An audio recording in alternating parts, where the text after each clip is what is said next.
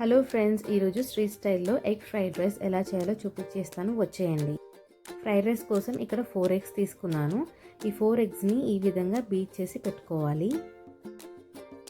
ముందుగా గిన్నెలో నూనె వేసి అది వేడిన తర్వాత మనం బీట్ చేసి పెట్టుకున్న ఎగ్ మిశ్రమాన్ని వేయాలి.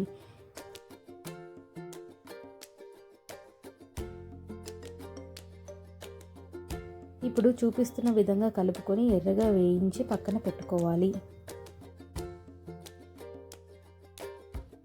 ఇప్పుడు అదే గిన్నెలో కొంచెం నూనె వేసి అది వేడైన తర్వాత chopped ginger, garlic, curry leaves, green chilli, onions, carrot, capsicum, cabbage అన్నీ యాడ్ చేసి 2 నిమిషాలు వేయించాలి. 2 నిమిషాల తర్వాత fried eggs, red chilli powder, salt add చేసి బాగా కలపండి.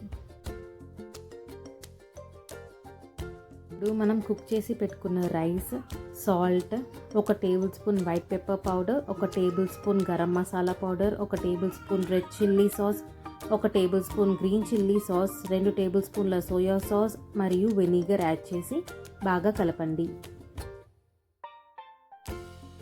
అంతేనండి, ఈజీగా street style egg fried rice ready.